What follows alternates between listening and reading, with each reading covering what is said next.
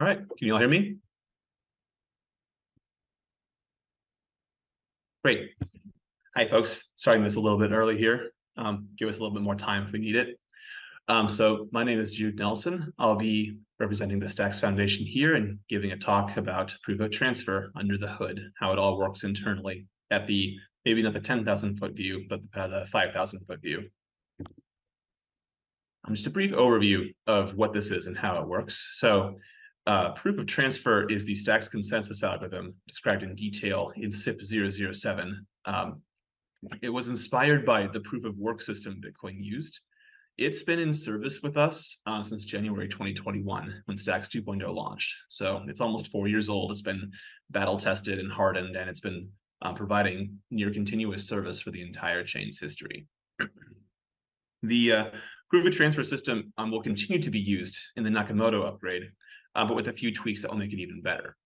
And that is what this talk will focus on. When we say the proof of transfer system, we're specifically talking about the one that will be in use in Nakamoto, which will be released in the coming weeks. So those of you following along, proof of transfer is kind of different than most conventional blockchain consensus algorithms, the two common ones being proof of stake and proof of work, respectively. Just briefly overview of how PoX is similar and different from these two systems. You might think of it as a hybrid of both systems in terms of the properties it offers to users, but while preserving the openness of proof of work is the goal we were going for here. And so by that, I mean, when it comes to mining blocks in Stacks, anybody can do it. It's open membership, just like how in a proof of work system, all you have to do is spend electricity to make a block. In proof of transfer, you're spending Bitcoin. But as long as you can get yourself some Bitcoin, you can be a miner in the Stacks chain. You don't have to own anything a priori, unlike proof of stake, where you must own some tokens a priori. But like proof of stake, the energy use of proof of transfer is negligible. You're just sending a Bitcoin transaction to mine blocks. It doesn't take very much energy at all to do that. It's a little more than a few packets over the network, making it similar to proof of stake in this manner. Now, the current system, proof of stake, proof of transfer, allows forks, just like proof of work does, but that will be going away in Nakamoto, where there will be at most one Stacks fork per Bitcoin fork. So if the Bitcoin chain forks, the Stacks chain will fork along with it, which is why we say in the next row, if there are reorgs at all, they only happen as a result of Bitcoin reorgs. This is not the case today in Stacks 2.x, where reorgs can happen independently of Bitcoin, but that's now being fixed and improved in the Nakamoto version of proof of transfer. Like proof of work, proof of transfer is a single leader election system. So every so often, in this case, the cadence is once every Bitcoin block, a new miner will be chosen to add a block to the chain. This is similar to proof of work, where winning the block race gets you the right to append your block. This doesn't substantially differ from proof of transfer in terms of the liveness it provides and the happy path, because as long as the miner is online making blocks, the chain is live too. Everything's going along smoothly. If the miner crashes, however, unlikely, but it could happen, then the chain would temporarily freeze until the next miner can be chosen by the PoX consensus algorithm. And that's similar again to proof of work. Now, a novel thing we'll talk about later on in this talk is the penalties for misbehavior in proof of transfer are not non-existent like they were in the current version, but instead of being slashed or having some sort of slashing mechanism in place for introducing forks or equivocating, you lose income as opposed to your collateral. The reason we believe this is a feature is because it provides the same stick. It is the same kind of stick to keep people in line, producing blocks and keeping the network healthy. But it doesn't create the needless risk profile of being slashed due to reasons that are outside your control. The analogy we use is that the work that we expect network participants to do here is more akin to a job as opposed to being an indentured servant, where you can't be punished for not showing up. You just lose your salary. I'll talk about that more in the coming slides. Now, the principal components of proof of transfer are threefold that we'll be talking about today. Those principal components are leader election, so who gets to make the next block, the reward set, what happens to the Bitcoin that gets spent in proof of transfer, and the block signers. How can we use the locked stacks to keep the network secure? So leader election, who makes the next block? Now, I mentioned earlier, the key idea of proof of transfer is that just like in proof of work, we have this property where miners spend a resource they have, in this case, Bitcoin, as opposed to electricity, to win the chance of producing a block. So the way in which we do that here, though, is not through a block race like in proof of work, but instead through a single leader election process called a cryptographic sortition. Sortition being a ancient process used by some Greek polities to choose your leaders at random. Cryptographic sortition in this case means we use cryptography to make that randomness happen. And that is facilitated through an embedded verifiable random function, which is maintained by Stacks nodes and whose state is recorded in Bitcoin block transactions. Now, what this gets us is a means of producing deterministic but unpredictable winners at each Bitcoin block, so as to recreate the dynamics of proof of work mining, but just by spending Bitcoin instead of electricity. So to begin mining, what every miner must do, as seen in this diagram below here, is they must register a VRF public key within a Bitcoin transaction. It's specially tagged in a way that Stacks nodes see it and pick it up and register it in their own respective databases. Once they do that, then they can issue what are called block commit transactions on Bitcoin. These block commit transactions not only contain a pointer to the block stream they intend to produce or confirm in the Nakamoto case, but they also contain all the relevant information to reseed the VRF for the next sortition. They can't lie about the seed or produce bespoke data in the seed that would somehow help them win the next sortitions. And this is enforced by the property that the VRF seed must always be the cryptographic hash of a verifiable random function proof, and that proof can only have been generated by the miner's corresponding VRF private key. So miners validate the VRF proof with the public key broadcast on Bitcoin, and the seed is determined by taking the hash of that proof, and it must have been present in the Stacks block and its corresponding block commit. And as always, the probability that any of these miners win is proportional to the amount of Bitcoin they spend relative to everybody else. So when we have a winner chosen through cryptographic sortition, it looks a bit like this. We have the Stacks chain going along here, and in this particular Bitcoin block, the orange miner number one, won sortition, and the system recognizes its right to produce a stream of blocks until the next sortition happens, which is what then happens in the Nakamoto system. Miner one comes online, it begins producing blocks, and it will keep producing blocks until the next block arrives with new block commits, triggering a new sortition, and in this example, sortitioning miner 3 to become the next miner in the system. Through a combination of tactics that we're not going to talk about in this talk because they are not really related to proof of transfer, we can guarantee that miner 3 must confirm miner 1's blocks, thereby ensuring that miner 3 can't reorg the chain, or they can't orphan blocks that miner 1 has produced. So thereby we get continuity of service, we get a high quality chain, we get one fork per Bitcoin block, and we have this nice property that miners must continuously be spending Bitcoin to continuously win the right to produce blocks, and anybody can become a miner because anybody can go buy Bitcoin.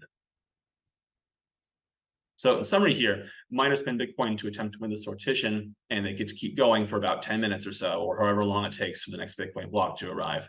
And nobody knows in advance who's going to win. We've recreated the mining dynamics of proof of work.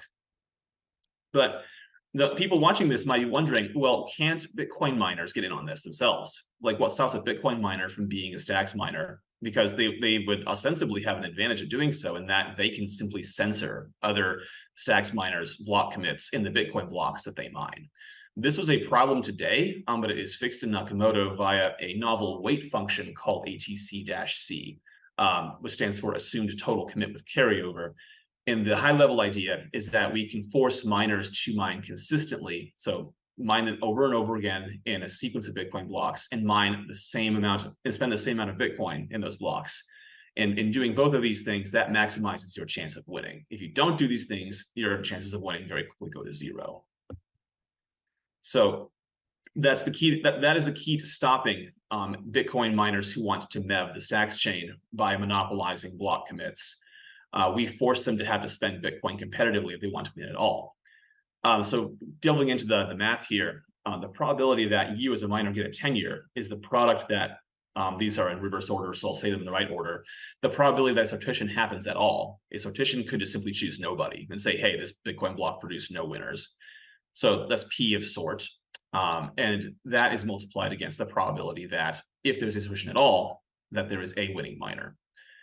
So the probability there's a winning miner, we'll talk about this first because it's what happens today, is it's simply the ratio between the minimum of your last amount of Bitcoin sent and the median of your past 6 commits sent, divided by the total commits in the given block.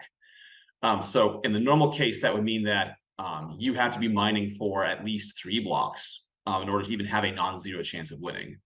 And you need to be mining for 4 blocks to have your a probability of winning that's proportional to the amount of Bitcoin you intend to spend in a steady state. Now, if you're a Bitcoin miner and you want to MEV the stacks chain, you could simply make it so that total commits is equal to your commits by omitting everybody else's block commit. And that's why we have this second term here. The probability of you getting a tenure is the product of your probability of you winning and the probability of a sortition happening. Because if you're going to try MEVing other stacks miners out of your Bitcoin blocks, we can make that very costly for you in this formula here. If it's the case that you've been mining consistently, so the median of your total commits of the past 6 Bitcoin blocks is positive, then if your current commit is less than your median, the probability of a sortition happening at all is the ratio of the minimum of that median and your current block commit divided by the median of all of the winning commits in the past 6 blocks. So if you are trying to censor other people's block commits transactions in the Bitcoin blocks that you, the Bitcoin MEV miner, produce, if you do that, then that numerator very quickly goes to something close to 0 because you'd be paying a de minimis value in your winning block commit if you're intended to do a MEV mining at a profit. So you're actually hurting yourself by not playing honestly here. This is why we call this is the carryover commit property of the assumed total commit here, because we're assuming that you're going to consistently mine the same rate over and over again. If you play honestly, then that else trigger in that inner if statement is fulfilled, and the probability of the sortition happening becomes 1. Like, hey, you carried over, great, the sortition will happen. And of course, if you didn't mine at all, if no one mined at all, then you're not going to win at all. So no sortition in the else case in the outer if statement. So what does this mean? This means that in Nakamoto, if a Bitcoin miner wants to start messing around with stacks mining, they have to be mining at least half the time in order to have a chance at all of winning a stacks block. And they also have to spend at least half of the total Bitcoin being spent by other stacks miners in order for the probability of sortition happening to be guaranteed. So what that means is that Bitcoin miners have to spend Bitcoin competitively if they want to be stacks miners. Them being a Bitcoin miner doesn't substantially help them unless they're a very big Bitcoin miner or a very big stacks miner, which is exactly the kind of property we want. So that's leader election in a nutshell. Spend Bitcoin, and we weight probabilities of you winning so that Bitcoin miners don't have a key advantage over non-Bitcoin miners when it comes to producing stacks blocks. But that Bitcoin they're all spending, we haven't talked about where it's going. In fact, for all intents and purposes, that Bitcoin could be getting burned, and this would all still work the same exact way. Now, when we were designing the system, that was actually the goal at first, burn the Bitcoin, because, just like how you burn the electricity in proof of work, you would burn the Bitcoin in proof of transfer. That is until our general counsel at the time, Jesse Soslow, who now has his own consulting firm for protocol design, asked a very poignant question, but what if we didn't burn the Bitcoin? So we have this nice flow of Bitcoin. Couldn't we, I don't know, use it to incentivize some other good behaviors in the system? And that's exactly how proof of transfer got born in its current incarnation. The Bitcoin is not burned. It is sent to people who lock up their stacks for a window of time. That's great because it means that we take stacks that are not being productively used out of circulation, and you get a payout for doing so. In fact, the expected payout you get is proportional to the ratio, the fraction of locked stacks you contribute.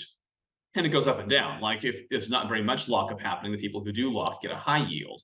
If there's a lot of lockups happening, then there's a low expected yield. What that ought to mean in practice is that when there's in the space of other stacks DeFi protocols existing that offer yields, the expected Bitcoin payout would reach equilibrium with them, so that you, as the stacks holder, would simply put your stacks into whatever gives you the highest yield at the time. But other yields would go down if everyone does that, thereby ensuring that the PoX yield reflects the yield of stacks DeFi in aggregate, as well as any sorts of MEV games that stacks miners can play on stacks transactions, which is also a nice property. So I mentioned earlier, locking up tokens this way in POX helps the stack's economy because it takes unproductive stacks out of circulation. So thereby ensuring that the supply of liquid stacks more accurately reflects the demand for liquid stacks in the system. And also, you can double dip with this because DeFi protocols could accumulate stacks this way and then stack it themselves and take that Bitcoin yield they earn and distribute it to their users. So DeFi protocols can be supercharged this way with the Bitcoin yield simply by accumulating and stacking their user stacks. Now, the lockups also help the network. Right now, it helps it by acting as an eclipse hint to miners. If miners see there's a lot of activity in proof of transfer, lots of stacks being locked up, and if they also aren't seeing very many stacks blocks arriving, that is a strong hint that the miners' view of the network is being eclipsed by somebody, and they should try to go and fix their network setup first. This is a hint, of course. It doesn't indicate that this is truly happening, but it's a very strong signal because people wouldn't stack if there wasn't a chance of proof of transfer happening. In the Nakamoto, we're taking this to a much we're taking this idea much further and requiring that people who receive a POX yield, the stackers, they must participate in replicating and sequencing stacks blocks in order to achieve Bitcoin finality and no forks in the Nakamoto system.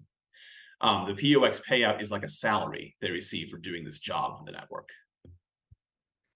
Now, delving into the reward set nomenclature a bit, you might have heard some of these terms if you go through like the stacks documentation and such. We mark time in the system via windows of time called reward cycles. And one reward cycle is about 15 days or 2,100 Bitcoin blocks. And this reward cycle is broken into two components, a reward phase of 2,000 Bitcoin blocks and a prepare phase of 100 Bitcoin blocks. Now, during the reward phase, this is when POX happens, when miners, when Bitcoin spent by miners finds its way to stackers. In the prepare phase, what's happening is the miners are choosing the next set of stackers. So every 2 weeks, a new set of Bitcoin recipients will be chosen. This data structure that encodes this information is called the reward set, and it's derived as a snapshot of the locked stacks in the chain at a particular point in time. And that point in time is called the anchor block. So during the prepare phase, miners choose an anchor block, and that in turn chooses the reward set for the next reward cycle. And that's why when you stack your stacks, it might take up to 2 weeks for you to start receiving Bitcoin, because that's when your locked tokens only manifest to the system as deserving of Bitcoin payout once the next prepare phase happens. So I mentioned this a few times, stacking formally, the act of locking up your stacks to receive Bitcoins. And when you stack, you provide a Bitcoin address to the system to which your rewards will accumulate. Now, the reward set itself is structured in a way so that we don't give Bitcoin out at a perfectly pro rata ratio, because you can't. Like Bitcoins and stacks have different exchange rates that are volatile. So what we do instead is we slice up the rewards phase into 4,000 UTXOs that will be created by miners over the reward phase's execution. And we calculate based on how much stacks are stacked and this number of UTXOs. We figure out from there how much stacks you had to have stacked per UTXO. And this is called the stacking minimum. And what that means is that if you stack enough stacks to clear this minimum, you get one or more slots. As in, sometime in the next reward phase, miners will pay your Bitcoin address in the act of mining. This reward stacking minimum is somewhat high. It's usually between 100,000 and 140,000 stacks. To see how this happens, though, let's drill into this block commit transaction here. This is what it looks like on Bitcoin. The thing I want to draw your attention to are the UTXOs in the right column that are highlighted in yellow. Every time a miner wants to mine, they not only have to encode the block hash in the VRF state, in this case, in the off return output, but they also have to spend the Bitcoin to these two reward slots whose addresses are learned from the reward set for this current reward phase. So those UTXOs created there in the reward slot, the amount of Bitcoin spent is the amount of Bitcoin spent for the sortition algorithm, and it's used to rank the miners that way. But that Bitcoin is sent to a stacker chosen address. So stackers get paid when miners mine.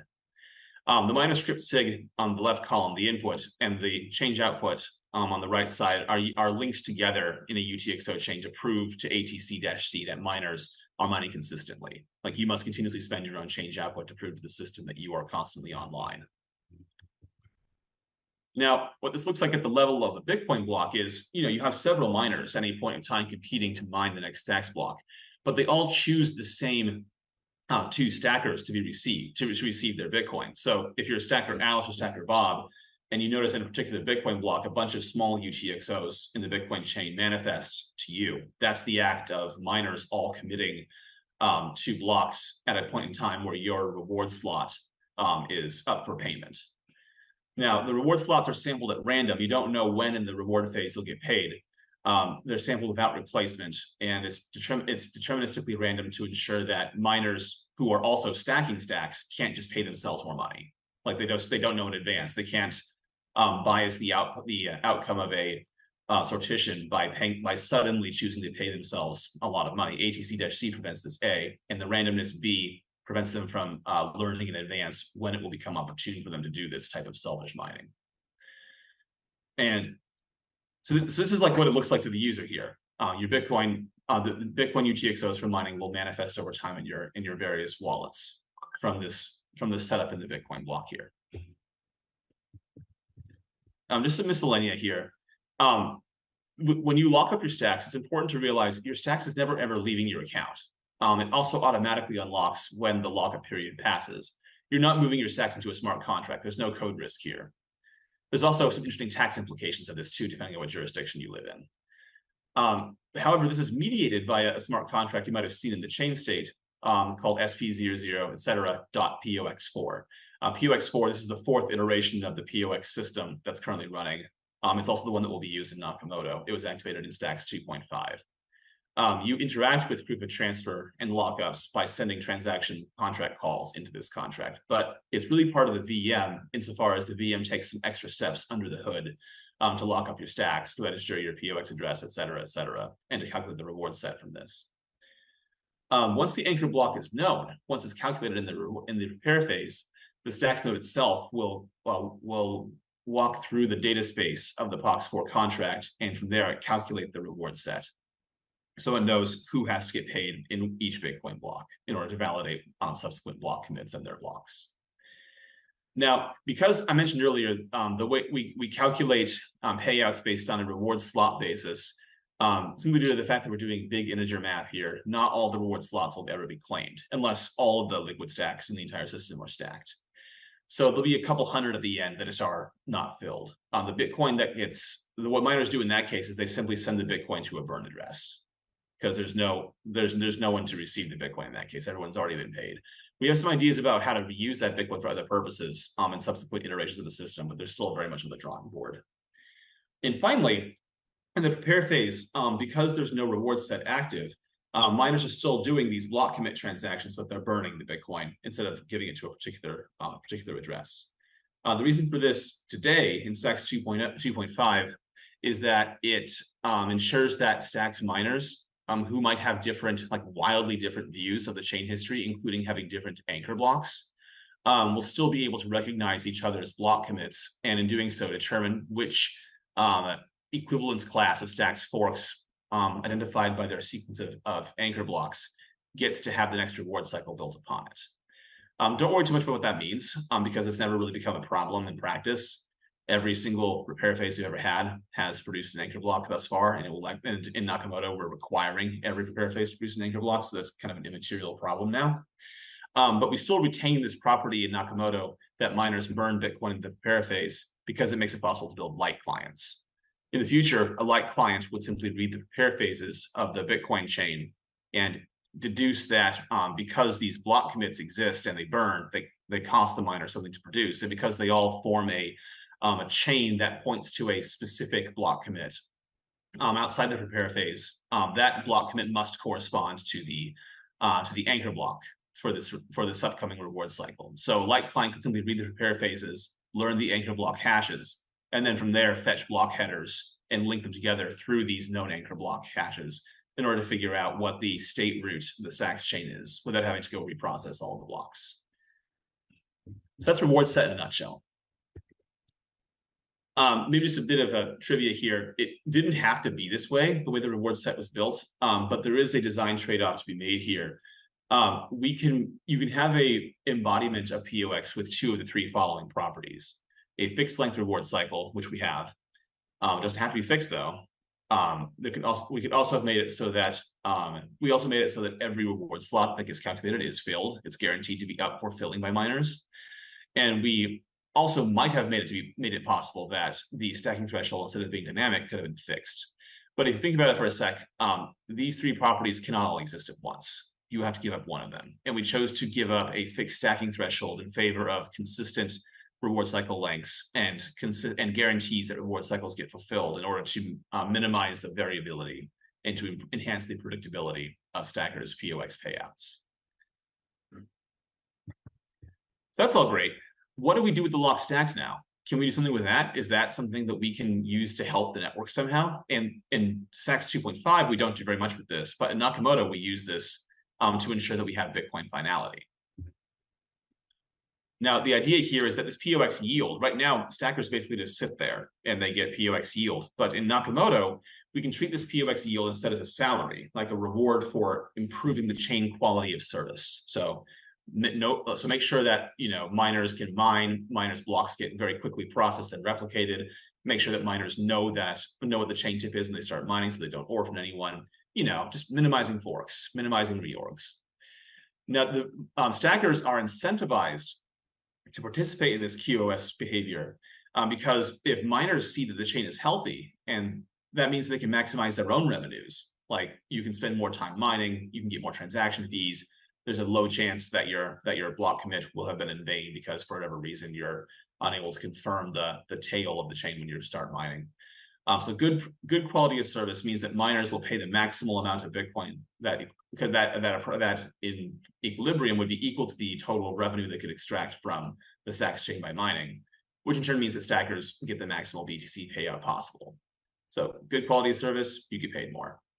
If you have bad quality of service, if you don't participate, then miners would bid less BTC because, hey, I like to take a risk by participating, which means you earn less. So you get paid for good performance, you get paid less for bad performance, you don't get paid at all if nobody shows up. So what this means in Nakamoto is that when miners produce a block, the block has to be signed off on by stackers. The signers' signatures are weighted by the number of reward slots they have managed to capture in this reward set. But once the signatures on this block amount to at least 70% of the reward sets represented, then the block becomes valid and can be appended to the chain tip. So what that means, though, is that stackers have to be always online and receiving blocks from the miner and signing up and validating them and signing off on them. But in doing so, every stacker is now guaranteed to have all the chain state at all times, so that new miners when they come online will know exactly where to start building off of, and blocks are highly unlikely to get lost. Which means that there's no need to ever do a reorg or a fork. Now, the block signer set, just like the reward set, gets changed once per reward cycle. So the signer set is not fixed, and it comes online based on who decides to stack and who doesn't. Furthermore, it's impossible really to censor. It's impossible for stack signers to censor other signers coming online because you can stack via an on Bitcoin transaction that the miners and the signers must recognize on pain of the chain halting. So the signer set is open membership. As long as you can send a Bitcoin transaction and as long as you have stacks to lock up, you can participate in block signing. Now, we are making an additional assumption in Nakamoto that's not present in Stacks 2.5, and that is we assume that 70% or more of the signers by signing weight are going to be online all the time and are going to be honest. That said, though, because we have this POX yield coming to stackers, we don't need to worry about slashing signers that fail to meet this criterion, because it's not only stressful for them, like it's super risky to work in a slashing system, but it's also misaligning incentives. Like we want people to show up and do the job. Like if you don't show up to do the job, you're going to suffer. You lose everything. You lose your POX, you lose your stacks. So you showing up is already priced in. We want you to do a good job in replicating and sequencing, because if you do that, you get paid more. You get paid your POX payout. Now, honest stackers have a means to help coerce dishonest or lazy stackers from being dishonest and lazy by, at the consensus level, voting to decide on a per block basis whether or not a particular stacker's reward slots will even be paid in the coming reward cycle. Bigger stackers have more Bitcoin to lose, so bigger stackers had better be online doing block signing and block replication. So that's the way stackers incentivize good behavior. They can withhold salary from bad stackers. But They have other options, levers of power beyond this, because signers sign the stacks blocks. They can decide furthermore that additional punishment might need to be inflicted upon lazy or malicious signers, simply by doing things like refusing to sign blocks where the person gets their stacks unlocked at the end of POX, or they could throttle the rate at which the signer can spend their stacks. Their imagination is the limit there. This is a policy choice, not a consensus choice on signers' parts, and we want it to be that way because we need it to be the case that signers can adapt in real time to misbehaving signers. So they have all the tools at their disposal they need to make sure that if there's ever signers that could be online but aren't, or could be honest but aren't, they have the means of making their lives painful until they start behaving correctly. Just wrapping up, we talked about POX. It's a randomized single leader block producer election process where new miners are chosen once per Bitcoin block. And we talked about how POX incentivizes miners to make stacks blocks with a stacks coin base and transaction fees. Just like how proof of work incentivizes you to spend electricity, POX incentivizes you to spend Bitcoins. It incentivizes stacks holders to lock up their stacks when it's not being used productively, because they get a Bitcoin yield from miners for doing this. And the weight function we use in POX disincentivizes Bitcoin miners from interfering with the steady state behavior of the system. And finally, in Nakamoto, POX provides the additional incentive to stackers to keep the network healthy, to keep the chain humming smoothly, and it provides a means for stackers to ensure that other dishonest stackers are sufficiently punished for doing so in a way that we don't have to specify in consensus rules. If you want to know more about the system, I recommend the following SIPs. There's SIP 001 that describes the bulk of the leader election process through proof of burn, which is not used. That's refined in SIP 007, where instead of burning the Bitcoin, we send it to stackers. SIP 21 describes Nakamoto and how the stackers will be participating in block signing for block replication. And SIP 25 is a rider on top of 21 that describes the specific signing algorithm that is used in Nakamoto, coming up in the next few weeks. So with that, I want to say thank you for listening to me ramble here about how proof of transfer works, and I hope it was informative.